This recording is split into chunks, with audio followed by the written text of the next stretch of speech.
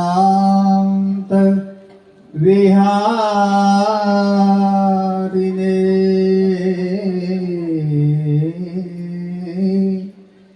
ಭವಭಯ ಶೋಕಾಸ್ಯ ಸಂಹಾರಿಣೇ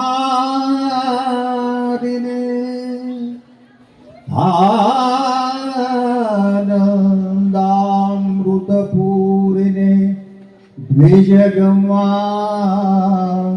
ಸೇವಾ ಸದಾ ಕಾರಿಣೇ ಸ್ವಾಮಿನ್ ಅಪ್ಪಗುರು ತ್ವದೀಯ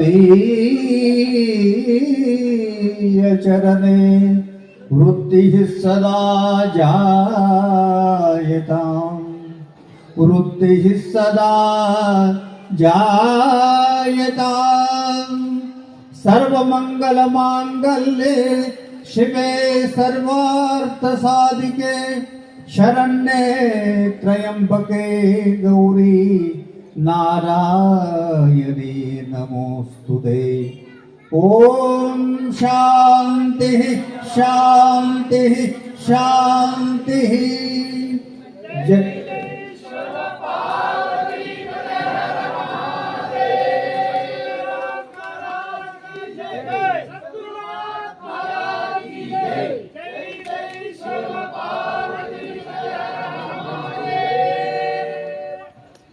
ಅದೇ ಒಟ್ಟದೆ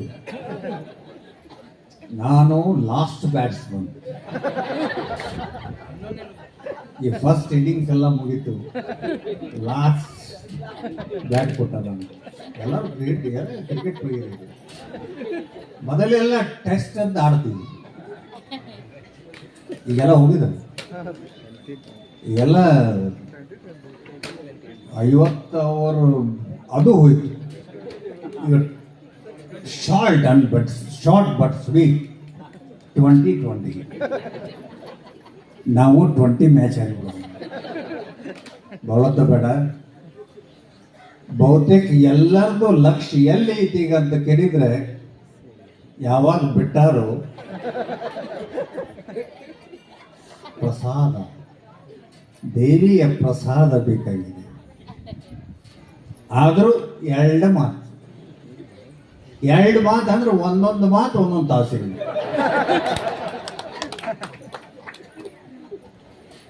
ರೆಡಿ ಇದ್ದೀರಿ? Are you ready?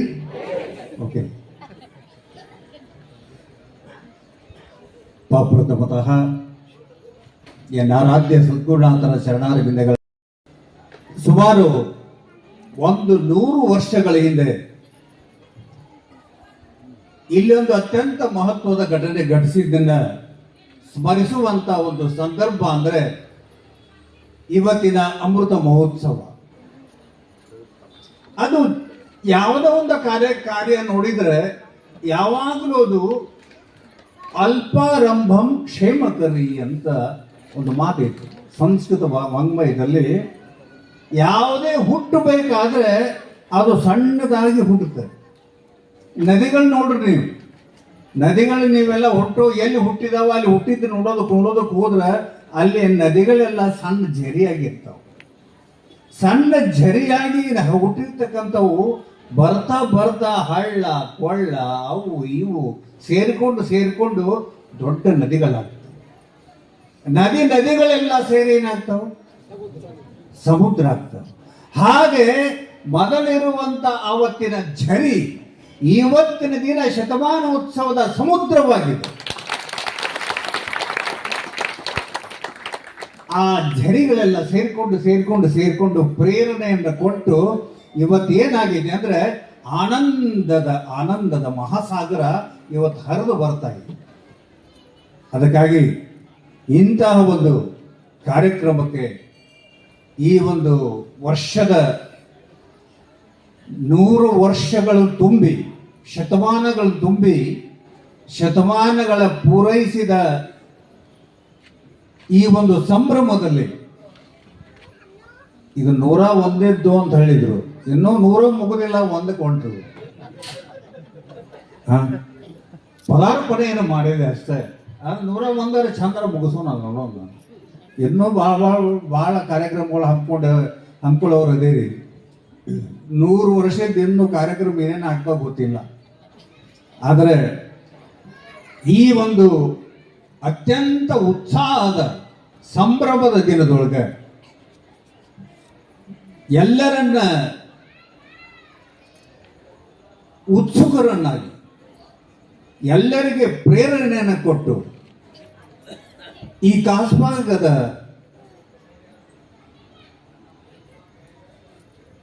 ಉಪಾರ ಬೀದಿ ಬನಶಂಕರಿ ದೇವಿ ಈ ಕಮಿಟಿಯವರು ಮುಂದಾಗಿ ಈ ಒಂದು ಕಾರ್ಯಕ್ರಮ ಮಾಡಬೇಕು ಅಂತ ಕೇಳಿದರೆ ಅವರಿಗೆ ಪ್ರೇರಣೆಯನ್ನು ಕೊಟ್ಟಿರ್ತಕ್ಕಂಥವರು, ಅವರಿಗೆ ಒಂದು ಮಾರ್ಗದರ್ಶನವನ್ನು ನೀಡಿ ಕಾರ್ಯಕ್ರಮವನ್ನು ವ್ಯವಸ್ಥಿತವಾಗಿ ರೂಪುಗೊಳ್ಳುವಂತೆ ಮಾಡಿರ್ತಕ್ಕಂಥ ದೇವಾಂಗ ಸಮಾಜದ ಜಗದ್ಗುರುಗಳಾಗಿ ಇವತ್ತನ್ನ ಎಲ್ಲರಿಗೆ ಪ್ರೇರಣೆ ಕೊಡ್ತಾ ಇರುವಂಥ ಪರಮ ಪೂಜ್ಯ ಜಗದ್ಗುರು ಶ್ರೀ ಶ್ರೀ ಶ್ರೀ ದಯಾನಂದ ಪುರಿ ಸ್ವಾಮೀಜಿಯವರಿಗೆ ನನ್ನ ವಂದನೆಗಳನ್ನು ಸಲ್ಲಿಸ್ತಾ, ಹಾಗೆ ಈ ಕಾರ್ಯಕ್ರಮದಲ್ಲಿ ಇದು ಪರ್ಯಂತರವಾಗಿ ತಮ್ಮ ಅನಿಸಿಕೆಯನ್ನು ಹೇಳಿರ್ತಕ್ಕಂಥ ದತ್ತವಾಡದ ಬಾಬಾ ಮಹಾರಾಜರ ಪೀಠದ ಋಷಿಕೇಶಾನಂದನಿಗೂ ನಾನು ವಂದನೆಗಳನ್ನು ಹೇಳಿ, ಅತ್ಯಂತ ಸ್ವಾರಸ್ಯಕರವಾಗಿ ಸೂಚ್ಯವಾಗಿ ಕಾರ್ಯಕ್ರಮದ ಉದ್ದೇಶವನ್ನ, ಕಾರ್ಯಕ್ರಮಕ್ಕೆ ಕೂಡಿರ್ತಕ್ಕಂಥ ನಿಮ್ಮೆಲ್ಲರಿಗೆ ಅಮೃತ ಉಪದೇಶವನ್ನು ಮಾಡಿರ್ತಕ್ಕಂಥ ಪರಮ ಪೂಜ್ಯ ಹಿಪ್ಪರಿಗೆಯ ಸಿದ್ಧಾರೂಢ ಶರಣರಲ್ಲಿಯೂ ನನ್ನ ವಂದನೆಗಳನ್ನ ತಿಳಿಸ್ತಾ, ಅದೇ ರೀತಿಯಾಗಿ ಸರಳ ಸಜ್ಜನಿಕೆಯ ಸಾಕಾರ ಮೂರ್ತಿಗಳಾಗಿರುವಂಥ ಶ್ರೋತ್ರಿಯ ಬ್ರಹ್ಮನಿಷ್ಠ ಶಿವಾನಂದ ದೇವರಿಗೂ ಕೂಡ ನನ್ನ ವಂದನೆಗಳನ್ನು ತಿಳಿಸಿ, ಮತ್ತು ಇವರಿಗೆಲ್ಲ ಹೇಳಿದ್ರು ಬರ್ತದೆ ನನಗೆ ಭಾಳ ಆತ್ಮೀಯರು, ಆದ್ರೆ ಕೊನೆವರೆಗೂ ನನ್ನ ಮುಂದೆ ಕೂತಿರ್ಲಿಲ್ಲ ನೀವು, ನಮಗೆ ಬಿಟ್ಟರೆ ಭಾಳ ದೊಡ್ಡ ಅಪರಾಧ. ಇದು ದೊಡ್ಡ ಕೆಲಸ ಅಂತ ಕೇಳಿದ್ರೆ ಇಷ್ಟೊತ್ತಿನವರೆಗೂ ಗಟ್ಟಿ ಮನಸ್ಸನ್ನು ಮಾಡಿ ನಿಷ್ಠೆಯಿಂದ ಕೂತಿರ್ತಕ್ಕಂಥ ಎಲ್ಲ ಮುಂದೆ ಕೂತಾರೆ ಕೊಂಡು ಕಿಸಿಕೊಂಡು ನೋಡ್ಕೊಂಡು ಎಲ್ಲ ಶರಣ ಬಳಗಕ್ಕೂ ಹಾಗೂ ಎಲ್ಲ ತಾಯಂದಿರಿಗೂ ನನ್ನ ವಂದನೆಗಳು.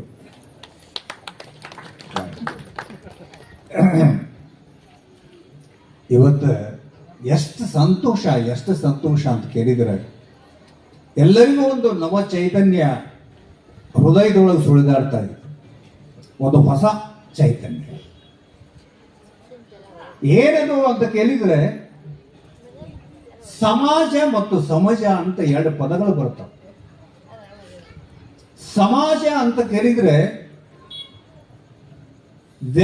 ವ್ಯಕ್ತಿಗಳ ಸಮೂಹಕ್ಕೆ ಸಮಾಜ ಅಂತ ಕರೀತಾರೆ, ಒಂದು ಪದಲಾಲಿತ್ಯ. ಸಮಾಜ ಇವತ್ತು ದೇವಾಂಗ ಸಮಾಜ ಅಂತ ನಾವು ಕರ್ಕೊಂಡಿವಿ ಅಂತ ಕೇಳಿದ್ರೆ, ಆ ದೇವಾಂಗ ಸಮಾಜದವರು ಸುಸಂಸ್ಕೃತರಾಗಿ ಒಳ್ಳೆಯ ಭಾವನೆಯಿಂದ ಒಂದು ಕಡೆ ಸೇರಿ ಒಳ್ಳೆಯ ಕಾರ್ಯವನ್ನ ಮಾಡ್ತಾ ಇರೋದನ್ನ ಇಲ್ಲಿ ಒಂದು ಸಮಾಜ ಅಂತ ಕರಿತೀವಿ. ಸಮಾಜ ಅಂತ ಕರೀತಾರೆ. ಸಮಾಜ ಅಂತ ಕರೆದರೆ ಯಾವ್ದು ಕರೀತಾರೆ ಅಂತ ಕೇಳಿದ್ರೆ, ದನಗಳ ಗುಂಪಿಗೆ ಸಮಾಜ ಅಂತ ಕರೀತಾರೆ. ದನಗಳು ಸಂತೆಗೆ ಹೊಡ್ಕೊಂಡು ಹೋಗಿರ್ತಾರೆ, ದನಗಳೆಲ್ಲ ಒಂದು ದೊಡ್ಡದೊಂದು ಹುಲ್ಲುಗಾವಲ ತಗೊಂಡು ಹೋಗಿರ್ತಾರೆ, ಅಲ್ಲಿ ದನಗಳು ಹಿಂಡಿ ಇರ್ತಾವೆ, ಅದಕ್ಕೆಲ್ಲ ಒಂದು ಸಮಾಜ ಅಂತ ಕರೀತಾರೆ. ಸಮಾಜ ತಪ್ಪಿದ್ರೆ ಸಮಾಜ ಅನ್ನೋದು ವ್ಯವಸ್ಥಿತವಾಗಿ ಇದ್ದರೆ ಸಮಾಜ. ಆದರೆ ಆ ವ್ಯವಸ್ಥೆಯನ್ನು ಕಳ್ಕೊಂಡು ಬಿಟ್ರೆ ಏನಾಗ್ತದೆ ಅಂತ ಕೇಳಿದ್ರೆ, ಸಮಾಜ ಅನ್ನೋದು ಸಮಾಜ. ಅದಕ್ಕೆ ಇವತ್ತು ನಾವೆಲ್ಲ ಕೂಡಿದ್ದು ದೇವಾಂಗ ಋಷಿಯ ವಂಶದವರಾಗಿರುವಂತಹ ಎಲ್ಲ ಸಮಾಜದವರು ಸೇರಿಕೊಂಡು ಒಳ್ಳೆಯ ಕಾರ್ಯವನ್ನು ಮಾಡ್ತಾ ಇದ್ದಾರೆ. ಅದರಲ್ಲಿ ಇವತ್ತು ಚಿಂತನೆಗಾಗಿ ಒಂದು ಶ್ರೀಮನ್ ನಿಜಗೊಂಡ ಶಿವಯೋಗಿಗಳ ಒಂದು ವಾಕ್ಯವನ್ನು ಇಟ್ಟುಕೊಂಡು ಚಿಂತನೆ ಆರಂಭವಾಗಿದೆ. ಏನಂತ ಕೇಳಿದರೆ, ನೀವೆಲ್ಲರೂ ಹೆಂಗಿದ್ದೀರಿ ಅಂದ್ರೆ ಸುಮ್ಮನೆ ಕುಂತೀರಿ. ಸುಮ್ಮನೆ ಕುಂತವ್ರು ನೋಡಿ ಈ ಪದ್ಯ ಇಟ್ಟಿದ್ದೀವಿ. ಅಲ್ರಿ ಸುಮ್ಮನೆ ಕೂತಿಲ್ಲ ಯಾರು. ಸುಮ್ಮನೆ ಇಲ್ಲಿ ಕೂತೀರಿ ಅಂದ್ರೂ ಕೂಡ ನಿಮ್ಮ ತಲೆಗೆ ಇಲ್ಲಿ ಎಲ್ಲಿ ನೀವು ತಲೆಗೆ ಎಲ್ಲಿ ನೀವು ಎಲ್ಲಿದ್ರೆ ಗೊತ್ತಿಲ್ಲ. Body is present, body is present. ಖರೆ ನೀವು ಎಲ್ಲಿ ಮನ್ಯಾಗದಿರು, ಏನು ಮಗ್ಗ ಚಲೋ ಐತು ಇಲ್ಲ ಬ್ಯಾಡ. ಒಬ್ಬರು ಹೇಳಿ ಬಂದಿದ್ದು ಅವ್ರೇನ ನಮ್ಮ ಅವ್ಗಳು ಅಲ್ಲಿ ಮನ್ಯಾಗ ಅವ್ರ ಕೆಲಸ ಭಾಳ, ಅವ್ರು ಭಾಳ ವಿಚಾರ ಇಟ್ಕೊಂಡು ಕೂತಿರ್ತಾರೆ. ನಿಮ್ಮ ಒಂದಷ್ಟು ಸಿಂಪಲ್ ಇರ್ತಾವ, ಸಿಂಪಲ್. ಅದಕ್ಕೆ ಯಾರು ಸುಮ್ಮನೆ ಇಲ್ಲ, ಏನಾದರೂ ಒಂದು ವಿಚಾರ ಮಾಡಕತ್ತೀರಿ. ಅದಕ್ಕೆ ನಿಜಗೊಂಡು ಹೇಳ್ತಾರೆ, ನೀವೇನು ಮಾಡಿದ್ರು ಎಲ್ಲ ಸುಮ್ಮನೆ. ಏನ್ ಮಾಡ್ತೀರಿ ಅಂದ್ರೂ ಕೂಡ ಸುಮ್ಮನೆ ಕಾಲ ಕಳೆ ಆಗುತ್ತೀರಿ. ಅದನ್ನ ತಿಳ್ಕೊಂಡಿರ್ತಕ್ಕಂಥ ನಿಜಗುಣ ಶಿವಯೋಗಿಗಳು ಸುಮ್ಮನೆ ಕಾಲವನ್ನು ಕಳೆದು ಸಾವುದು ಉಚಿತವೇ, ಇಷ್ಟ ಬಿಡಲಿಲ್ಲ. ಮುಂದೆ ಏನ್ ಮಾಡಬೇಕು ಅಂತ ಕೇಳಿದ್ರೆ, ನೆಮ್ಮಿ ನಿಜವನ್ನು ಮುಕ್ತಿ ಒಡೆಯದೆ ಮನುಜ ನೀ ಕೆಲಸನೂ ಹೇಳಿದ್ದಾರೆ. ಸುಮ್ಮನೆ ಕಾಲ ಕಳಿಬೇಡ, ಸುಮ್ಮನೆ ಕಳಿಬಾರ್ದು. ಏನ್ರ ಮಾಡೋಣ್ರಿ, ನಾವು ಬಂದದ ತಪ್ಪು ಅದೇ ನಿಮ್ಮ ಹತ್ರ, ಏನ್ರ ಮಾಡೋಣ ಅಂತ ಕೇಳಿದ್ರೆ ನಿಮಗೊಂದು ಕೆಲಸ ಹೇಳ್ತಾರೆ ಅವರು. ಏನಂತ ಕೇಳಿದ್ರೆ, ಒಟ್ಟಾರೆ ಹೇಳಬೇಕು ಅಂತ ಕೇಳಿದ್ರೆ, ಒಂದು ಒಳ್ಳೆ ಉದ್ದೇಶಕ್ಕಾಗಿ ಈ ಜನ್ಮ ಬಂದಿದೆ. ಒಳ್ಳೆ ಉದ್ದೇಶ. ನಾವು ಸುಮ್ಮನೆ ಎಲ್ಲ ಪ್ರಾಣಿಯಂತೆ ಬದುಕ್ತಾ ಇಲ್ಲ, ನಾವು ಬದುಕ್ತೇವೆ. ನಿಮಗೇನು ಕಸಬಾಗದಂತೂ ನೀವು ಕುಡ್ರಾಕ ಜಾಗ ಕಡಿಮೆ. ನಿಮ್ಮದು ಎಮ್ಮೆಗಳು ಇಲ್ಲಿ ತಂದು ಕಟ್ಕೊಳ್ಳೋರು, ಆಕಳ ಇಲ್ಲಿ ಕಟ್ಟವ್ರದೇರಿ. ಮೊದಲ ಹಳ್ಳಿ ಒಳಗೆಲ್ಲ ನೀವು ಇದ್ದು ಬಂದವ್ರದೇರಿ. ಅಲ್ಲಿ ಆಕಳ, ಎಮ್ಮೆ, ಕುದುರೆ, ಕತ್ತಿ, ರಗಡ ಆಡ ಹೋತ ಹುಡ್ಕೊಂಡು ಬಂದಿರಿ. ಅಲ್ಲೆಲ್ಲ ಸಾಕಷ್ಟು ಜಾಗ. ಈಗ ನೀವು ಮಗ್ಗ ಹಾಕಿ ಮಗ್ಗದ ಬಾಜುಕು ಮಾಡ್ಕೋಬೇಕು. ನೀವು ಎಲ್ಲಿ ಎಮ್ಮೆ ಕಟ್ಟವ್ರದ್ರಿ? ಇಲ್ಲಂತೂ ಇಲ್ಲ, ಜಗನ ಇಲ್ಲ, ನಿಮಗೆ ಜಾಗ ಕಡಿಮೆ. ಅಂಥದ್ರೊಳಗೆ ಇಲ್ಲಿ ಏನು ಮಾಡಬೇಕು ಅಂತ ಕೇಳಿದ್ರೆ, ಎಲ್ಲ ಪ್ರಾಣಿಗಳಲ್ಲಿ ಜಂತುನಾಂ ನರಜನ್ಮ ದುರ್ಲಭಂ ಅತಃ. ಶಂಕರರು ಹೇಳ್ತಾರೆ, ಅತಃ ಬಹಳಷ್ಟು ಜನ್ಮಗಳ ಕಳೆದು ಹೋಗಿದವು. ಮಹತಾ ಪುಣ್ಯ ಪನ್ನೇನು, ಬಹಳಷ್ಟು ಖರ್ಚು ಮಾಡಿ ಬಹಳಷ್ಟು ಬೆಲೆ ಕೊಟ್ಟು ತಗೊಂಡು ಬಂದಿರುವಂತ ಜನ್ಮ ಯಾವುದಾದ್ರೂ ಇದ್ರೆ ಅದು ಮನುಷ್ಯ ಜನ್ಮ. ಮನುಷ್ಯ ಜನ್ಮ. ಇದನ್ನೇ ಸ್ವಾಮಿ ವಿವೇಕಾನಂದರು ಚಿಕಾಗೋಕ್ಕೆ ಹೋಗಿದ್ರು. ಚಿಕಾಗೋಕ್ಕೆ ಹೋದಾಗ ಅಲ್ಲಿ ಅವರಿಗೆ ಪ್ರವಚನಕ್ಕೆ ಎಷ್ಟು ಟೈಮ್ ಕೊಟ್ಟಿದ್ರು ಅಂತ ಕೇಳಿದ್ರೆ, ಬರೇ 3 ನಿಮಿಷ. 3 ನಿಮಿಷ. ಭಾರತ ದೇಶದ ಬಡ ಸನ್ಯಾಸಿ ಬಂದನ, ಒಂದು 3 ನಿಮಿಷ ಏನಾದರೂ ಹೇಳಿ ಹೋಗಲಿ ಅಂತ ಹೇಳಿದ್ರು. ಇವರ ಒಂದು ಓಜಸ್ಸು, ಇವರ ಒಂದು ಬ್ರಹ್ಮಚರ್ಯದ ತೇಜ, ಬ್ರಹ್ಮ ತೇಜದ ವಾಣಿ ಅಲ್ಲಿ ಗುಡುಕ್ತಾ ಇಷ್ಟು ಒಂದು ಅದ್ಭುತವಾದಂತ ಧ್ವನಿ ಬಂದಿದೆ. ಅಲ್ಲಿ ಏನಂತ ಕೇಳಿದ್ರೆ, ಫಸ್ಟ್ ಶುರು ಮಾಡ್ತಾರೆ ಅವರು, ಮೈ ಬ್ರದರ್ಸ್ ಅಂಡ್ ಸಿಸ್ಟರ್ಸ್. ಇದು ಬರೀ ಒಂದು ವರ್ಡ್ ಹೇಳಿದ್ರ 5 ನಿಮಿಷ ಬರೀ ಚಪ್ಪಾಳೆ ತಟ್ಟೋದಾಯ್ತು. ಕೊಟ್ಟ ಟೈಮ್ ಎಷ್ಟು ರೀ?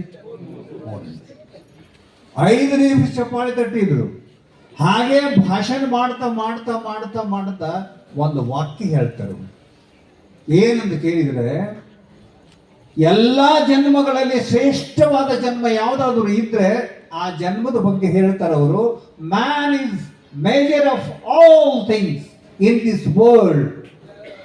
ಬಹಳಷ್ಟು ಜನ್ಮಗಳಲ್ಲಿ, ಬಹಳಷ್ಟು ಜೀವರಾಶಿಗಳಲ್ಲಿ ಅತ್ಯಂತ ಶ್ರೇಷ್ಠವಾದ ಜನ್ಮ ಯಾವುದಾದರೂ ಇದ್ರೆ ಅದು ಮನುಷ್ಯ ಜನ್ಮ ಅಂತ ಹೇಳಿದ್ರು.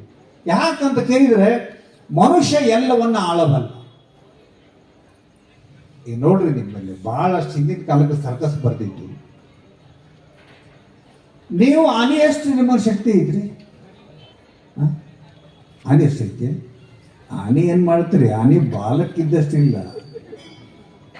ಆನೆ ಮೊನ್ನೆ ಟಿವಿಯೊಳಗೆ ನೋಡಿದ್ವಿ ನಾವು. ಬಂದ ಆನೆ ಬರ್ತಿತ್ತು. ಬರೋ ಕಾಲಕ್ಕೆ ಒಬ್ಬ ಸೈಕಲ್ ಬಿಟ್ಟು ಹೊಂಡ ತಗೊಂಡು ಒಬ್ಬ ಎದುರಿಗೆ ಬಂದ. ಆ ಬಾಲದ್ರೆ ಬಡದ್ರ ಗಿಡದ ಮೇಲೆ ಹೋಗಿತ್ತು ಅವನಿಗೆ. ಅಷ್ಟು ಶಕ್ತಿ ಆನೆ ಎಷ್ಟು ಬಲ ಇನ್ನೇನಲ್ಲಿ ಏನಂದ್ರೆ ಇಲ್ಲ. ಖರೆ ಸಿಂಹದಷ್ಟು ನೀ ಕ್ರೂರಿ ಏನು ಅಂದ್ರೆ ಇಲ್ಲ. ಆನೆಯಷ್ಟು ಬಲನೂ ಇಲ್ಲ, ಸಿಂಹದಷ್ಟು ಕ್ರೂರಿನೂ ಅಲ್ಲ.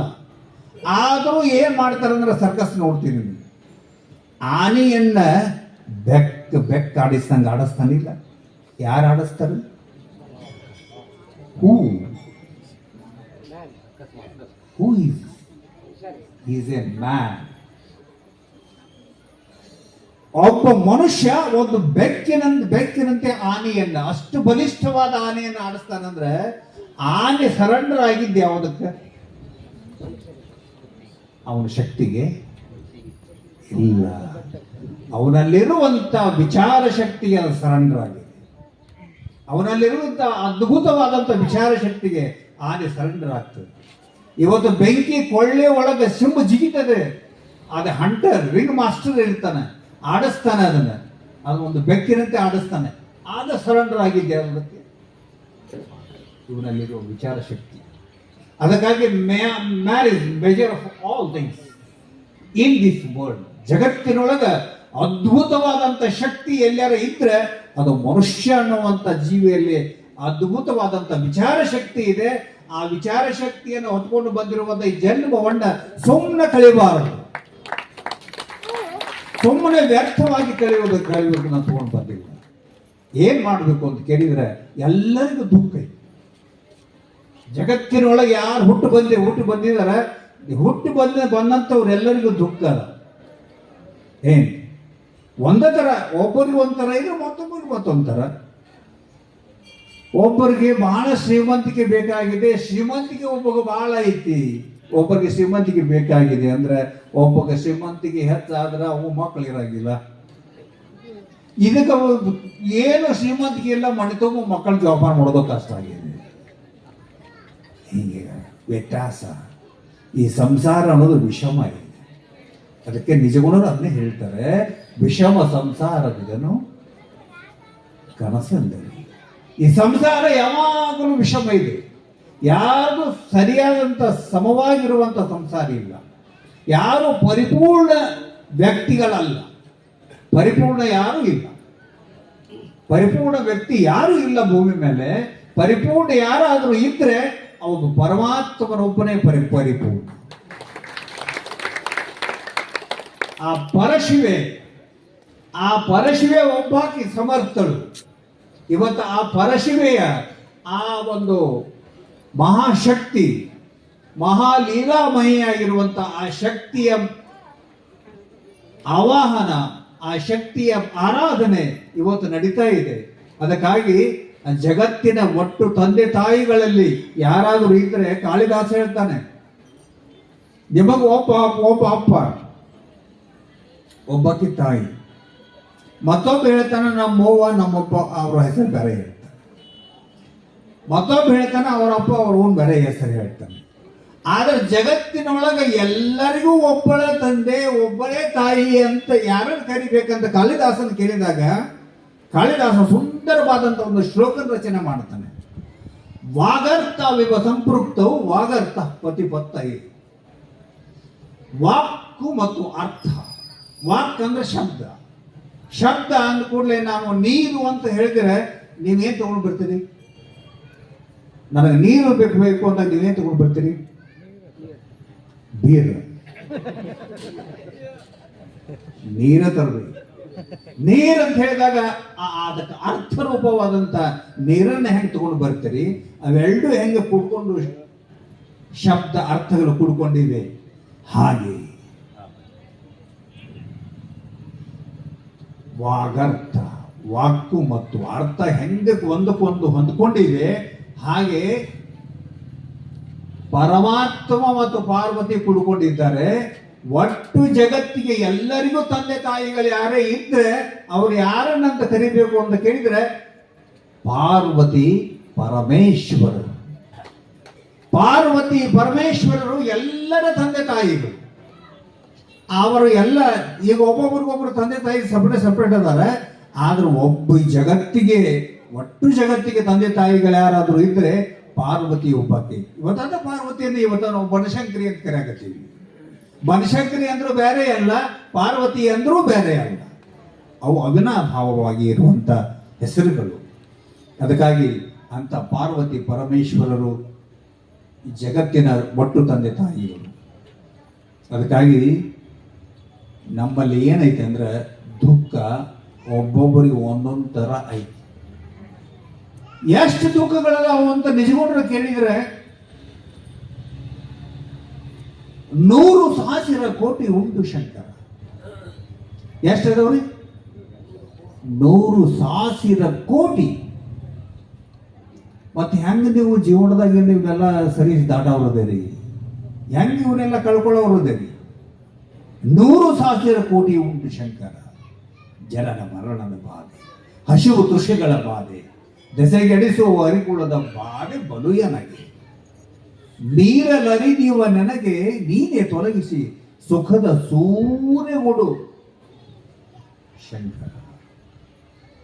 ನನಗೆ ಸುಖವನ್ನು ಕೊಡುವಂತ ಪರಮಾತ್ಮನನ್ನ ಕೇಳಬೇಕಾಗತ್ತೆ.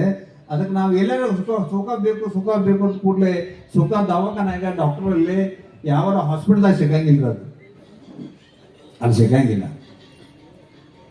ಯಾಕಂದ್ರೆ ಆ ಡಾಕ್ಟರ್ ಏನ್ ಮಾಡ್ತಾರೆ, ಅವು ಪೇಷಂಟ್ ಸಲುವಾಗಿ ಕೂತಿರ್ತಾನೆ. ಯಾವಾಗ ಪೇಷಂಟ್ ಹೆಚ್ಚದಾವು ಅಂತ ಅವು ಕೂತಿರ್ತಾನೆ.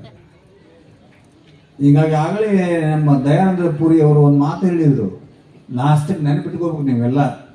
ಅವರು ಆಶೀರ್ವಚನ ಮುಗಿಸ್ಬೇಕಾದಾಗ ಆಶೀರ್ವಾದ ಮಾಡಿದ್ರು ನಿಮ್ಗೆಲ್ಲ. ಉತ್ತರೋತ್ತರವಾಗಿ ಎಲ್ಲ ಬೆಳೆಯಲಿ ಅಂತ ಹೇಳಿದ್ರು. ಉತ್ತರೋತ್ತರವಾಗಿ ಅಭಿವೃದ್ಧಿ ಆಗಲಿ ಅಂತ ಹೇಳಿದ್ರು. ಇದು ಹೇಳುವಾಗ ನಾವು ಎಚ್ಚರಾಗಿರ್ಬೇಕಾಗತ್ರಿ. ಯಾವಾಗ ನಾವು ನಮ್ಮನ್ನು ಕರೆಸಿರ್ತಾರೆ ಎಲ್ಲ ಕಡೆ. ಮಣ್ಣೊಂದು ಹಾಸ್ಪಿಟ್ಲ್ ಉದ್ಘಾಟನೆ ಮಾಡಕ್ ಕರೆಸಿದ್ರು. ನಾನು ಹಾಸ್ಪಿಟ್ಲ್ ಉದ್ಘಾಟನೆ ಮಾಡಿ ಆವಾಗ ನಾನು ಎಲ್ಲ ಮುಗಿಸಿ ಉತ್ತರೋತ್ತರವಾಗಿ ಅಭಿವೃದ್ಧಿ ಹೊಂದಲಿ ಅಂತ ಬಾಯಿಗೆ ಬಂದಿತ್ತು. ಒಮ್ಮೆಲೆ ಎತ್ತರ ಆಯ್ತು ನಾನು. ಯಾಕಂದ್ರೆ ಉತ್ತರೋತ್ತರ ಅಭಿವೃದ್ಧಿ ಹಾಸ್ಪಿಟ್ಲ್ ಹೊಂದಬೇಕಾದ್ರೆ ಪೇಷಂಟ್ ಹೆಚ್ಚಾಗಬೇಕು.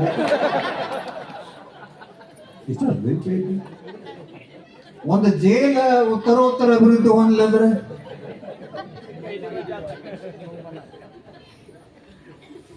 ಹುಷಾರಾಗಿ ಇಟ್ಕೊಂಡು ನಾವು ಯಾವಾಗೂ ಆಶೀರ್ವಚನೆ ಮಾಡಬೇಕು. ಆದರೆ ಇದು ಹಂಗಲ್ಲ. ಇದು ಯಾವಾಗಲೂ ಅಭಿವೃದ್ಧಿಯನ್ನು ಹೊಂತ ಬಂದಿದೆ. ಹೊಂದ್ಕೊಳ್ತಾನ ಇರಲಿ. ಅಲ್ಲದೆ ಈ ಒಂದು ಕಾರ್ಯಕ್ರಮ ಏನಂದ್ರೆ ಸುಮ್ಮನೆ ಕಾಲು ಕಲಿಬೇಡ್ರಿ ಅನ್ನೋದಕ್ಕೆ. ಅಲ್ಲದೆ ಇನ್ನೊಂದು ದಯಾನಂದ ಪುರಿ ಅವರು ಹೇಳಿದ್ರು ಏನಂದ್ರೆ, ಬೆಳಗಾಂ ವಡಗಾಂವ್ ಗ್ರಾಮ ಅಲ್ಲ, ಈ ಯಾವ್ದಿದು ಉಪ್ಪಾರ್ಗಲ್ಲಿ, ಈ ಒಂದು ಭಾಗದೊಳಗೆ ಏನೈತೆ ಅಂದ್ರೆ ಒಳ್ಳೆ ಸಂಸ್ಕಾರ ಐತಿ.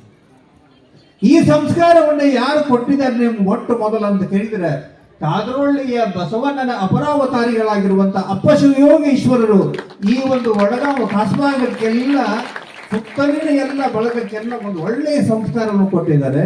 ಅನೇಕ ವಚನಗಳನ್ನ ಹಾಡುತ್ತಾರೆ. ಅಲ್ಲದೆ ತಮ್ಮ ಜೀವನದಲ್ಲಿ ಕೂಡ ಅದನ್ನು ಅಳವಡಿಸಿಕೊಂಡಿದ್ದಾರೆ. ನಮ್ಮ ಮಾರುತಿಯನ್ನ ಬಾಗೋಡಿ ಅವನು ಕೂಡ ಏನಂದ್ರೆ ಸರಳ ಸಹಜ ಮಾತಾಡಿದ ಕರೆ ಅವನಲ್ಲಿ ಇಷ್ಟ ಹೃದಯವಂತಿಕೆ ಇದೆ. ಅಲ್ಲದೆ ನಮ್ಮ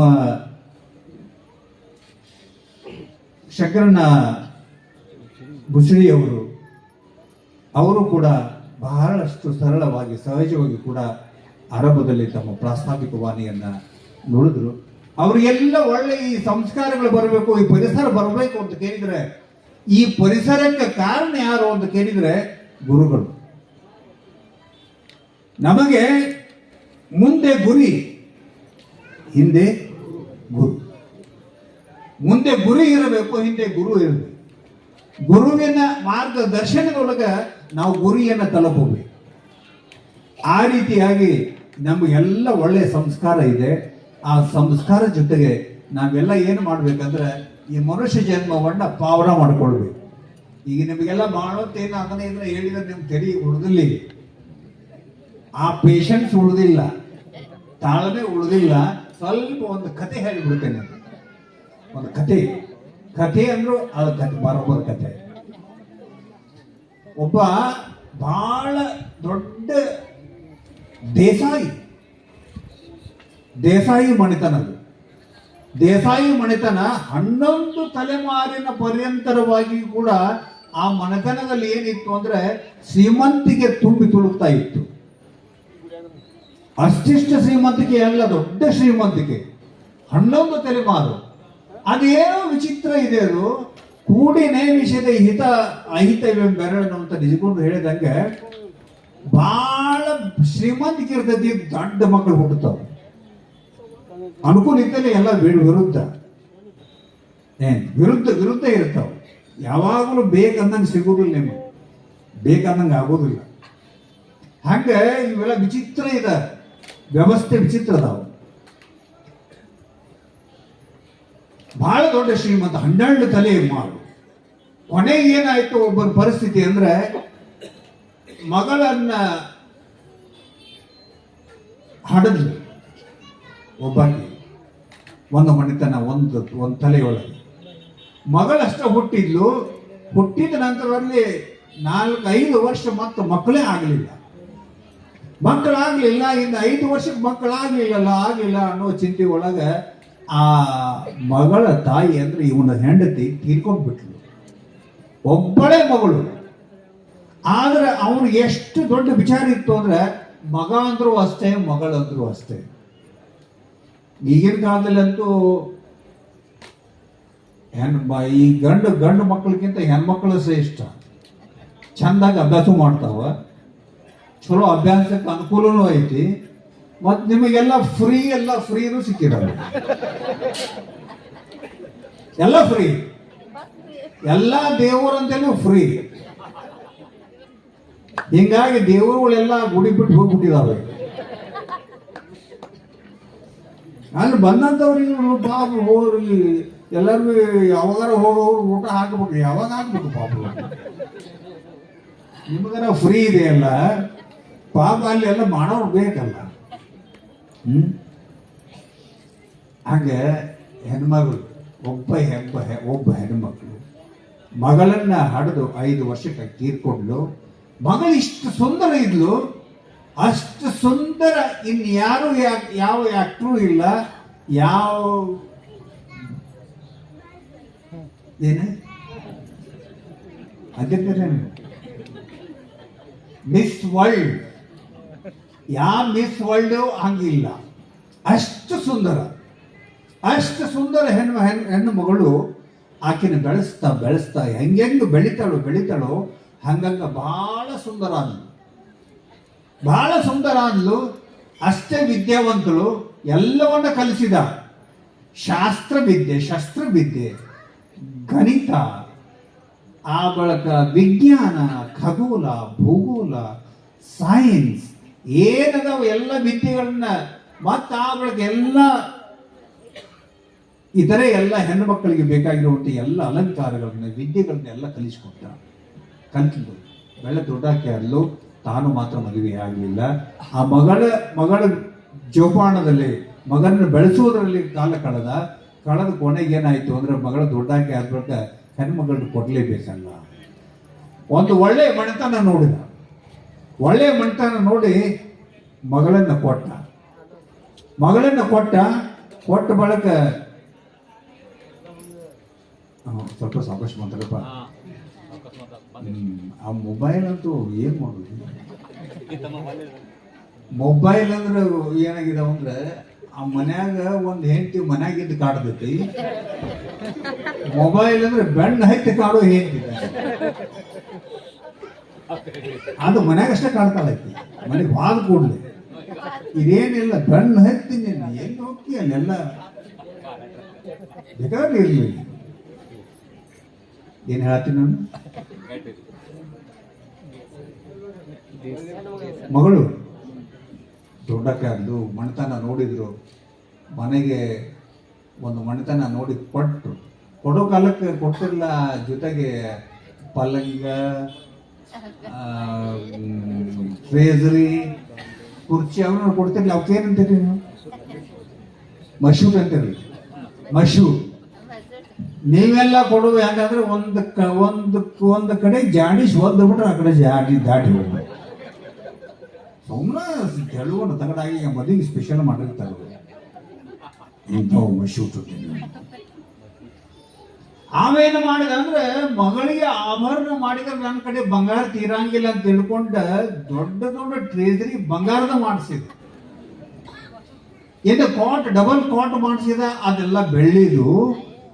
ಮುತ್ತು ರತ್ನ ಹವಳ ವಜ್ರ ವೈಡೂರ್ಯ ಅಂತ ಮೊದಲಿದ್ದು ಆ ಸುದ್ದಿ ಈಗಿಲ್ಲ. ಗೊತ್ತಿದೆ ನಿಮಗೆ? ಈಗ ಬಂಗಾರ ಅನ್ನೋದು ಏನು ಬರೀಬೇಕು ನೀವು ಹೆಣ್ಮಕ್ಳು, ಏನು ಬಂಗಾರ ಅನ್ನೋದು ಹೆಸರಿಟ್ಟುಬಿಡೋದು ಹುಡುಗರಿಗೆ. ಬಂಗಾರಿ ಬಾ ಬಂಗಾರಿ ಹೋಗು, ಯಾಕ ಬಂಗಾರಪ್ಪ ಅಂತಿಲ್ಲ, ಹಿಂಗೆ ದುಡ್ಡು ಯಾಕದಂತ ಅವು ಹೆಸರಿಟ್ಕೊಂಡ್ಬಿಟ್ಟ ಬಂಗಾರಪ್ಪ ಅಂತ. ಸುಮ್ಮನೆ ಈಗ ಕೆಲಸ ಹೋಗ್ಲಿ ಮನೆ 80-70 ದಾಟಿ ಹೋಯ್ತು, ಲಕ್ಷ ಸಮೀಪ ಹೋಯ್ತು. ಅದಕ್ಕೆ ಅವನು ಟ್ರೇಜರಿ ಬಂಗಾರದ ಮಾಡಿಸಿದ, ಬೆಳ್ಳಿ ಪಲ್ಲಂಗ ಮಾಡಿಸಿದ, ಅದಕ್ಕೆಲ್ಲ ಮುತ್ತು ರತ್ನ ಹವಳದಿಂದ ಎಲ್ಲಾನು ಡಿಸೈನ್ ಮಾಡಿಸಿದ, ಅಲಂಕಾರ ಮಾಡಿಸಿ ಮಗಳಿಗೆ ಕೊಟ್ಟ.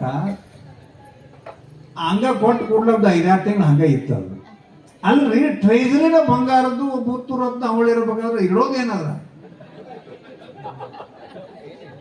ಇಡೋದ್ರ ಖಾಲಿ ಹಂಗ ಇತ್ತು. ಮುಂದೆ ಹಂಗ ಆಯ್ತು. ಹೋಳಿ ಹುಣ್ಣಿಮೆ ಬಂತು. ಹೋಳಿ ಹುಣ್ಣಿಮೆಗೆ ಅಕಸ್ಮಾತ್ ಮಳೆ ಬಂತು. ಅವ್ರ ಅತ್ತಿ ಒಬ್ಬಾಕಿ ಇದ್ಲು, ಆಕೆ ಹಿತ್ತಲ ಕಡೆ ಹೋಗಿ ಕುಳ್ಳು ಬಡದಿದ್ಲಕ್ಕೆ. ಕುಳ್ಳು ಬಡದಿದ್ಲು. ಕುಳ್ಳು ಬಡಬಡ ಹಾಕೊಂಡು ಬಂದು ಆ ಟ್ರೇಜರ್ ಆಗಿತ್ತು. ಏನಾಗ್ತಾರೆ ಇವರು? ಹಂಗೆ ನಿಮ್ಮ ಕೆಲಸ ಈಗ ನಡೆದ. ಹಿರಣ್ಮಯೇನ ಪಾತ್ರೇನ ಸತ್ಯ ಶಾಪಿ ಹಿತಂ ಮುಖಂ. ಉಪನಿಷತ್ ಹೇಳ್ತದೆ, ಈ ಶರೀರ ಅಂದ್ರೆ ಹಿರಣ್ಮಯವಾದಂತ ಬಂಗಾರದ ಟ್ರೇಜರಿ ಇದ್ದಂಗೆ ಪರಮಾತ್ಮ ಕೊಟ್ಟಿದ್ದಾನೆ. ಇದು ಬಂಗಾರದ ಟ್ರೇಜರಿ. ಇದು ನಾವೇನ್ ಇಡಾಕತ್ತೀವಿ ಇದ್ರೊಳಗೆ? ಕೊಳ್ಳಿ ಇಟ್ಟಂಗೆ ಬರೀ ದುಡ್ಡು ಇಟ್ಟನಿ, ಬಹಳ ಕಳಿಸೋದು ಹೆಂಡ್ರು ಮಕ್ಕಳು ಹೊಲ ಮನೆ ಆಸ್ತಿ ಸಂಪತ್ತು, ಇಂಥ ಕುಳ್ಳುಗಳನ್ನ ಇಡೋದಕ್ಕಾಗಿ ಈ ಜನ್ಮ ಬಂದಿಲ್ಲ. ಈ ಜನ್ಮ ಬಂದಿದ್ರೆ ಅದಕ್ಕೆ ಬಂದಿದೆ ಅಂತ ಕೇಳಿದ್ರೆ, ಉದ್ಧರೇ ಆತ್ಮನಃ ಆತ್ಮಾನಂ, ಆತ್ಮ ಏವ ರಿಪು ಆತ್ಮ ಏವ ಬಂಧು. ನಿನ್ನ ಉದ್ಧಾರ ಮಾಡ್ಕೊಳ್ಳೋದು ನಿನ್ನ ಕೈಯೊಳಗೆ ಇದೆ. ಒಳ್ಳೊಳ್ಳೆ ಕಾರ್ಯಗಳನ್ನು ಮಾಡಿ ಒಳ್ಳೆಯ ಸಂಸ್ಕಾರದಿಂದ ಬೆಳೆದಿದ್ದೆ ಆದ್ರೆ ನಿಮ್ಮ ಜನ್ಮ ಪಾವನ ಆಗ್ತದೆ, ನಿಮ್ಮ ಜನ್ಮ ಮುಕ್ತವಾಗ್ತದೆ. ನಿಮ್ಮೆಲ್ಲ ದುಃಖಗಳು ದೂರಾಗಿ ನೀವು ನಿತ್ಯ ಆನಂದದೊಳಗೆ ಇರುವಂತಾಗ್ತದೆ. ಅಂತ ಆನಂದದೊಳಗಿರುವಂತ ಶಕ್ತಿಯನ್ನ ಸದ್ಗುರುನಾಥ ದಯಪಾಲಿಸಲಿ. ಅಲ್ಲದೆ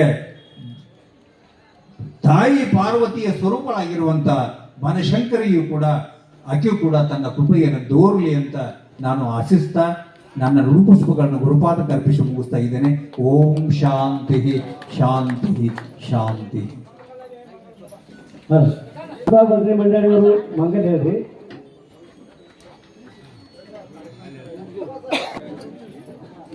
ಆಮೇಲೆ ಬಂದರು. ಇಲ್ಲಿ ಬರ್ರಿ, ನಮ್ಮ ಹಿರಿಯರ ಕಮಿಟಿ ಅವರು ಬರ್ರಿ, ಬಂದು ಯಾರು ಸನ್ಮಾನ ಮಾಡೋರು ಬರ್ರಿ, ಬೇಗ ಬರ್ರಿ. ದಯವಿಟ್ಟು ಯಾರು ಹೇಳ್ಬೇಡ್ರಿ ಬಾ, ಇನ್ನೊಂದು 5 ನಿಮಿಷ ಇಟ್ಟು ಮಾಡಕ್ಕೆ ಕುಂತಿದ್ದೀರಿ ಅಂತ ಮಂಗಲ್ ಆಗ್ಬಿಟ್ರೆ ಯಾರು ಹೇಳ್ಬೇಡ್ರಿ ದಯವಿಟ್ಟು. ದಯವಿಟ್ಟು ಕುತ್ಕೊಳ್ಳಿ, ಇನ್ನೊಂದು 5 ನಿಮಿಷ ಕುತ್ಕೊಳ್ಳಿ.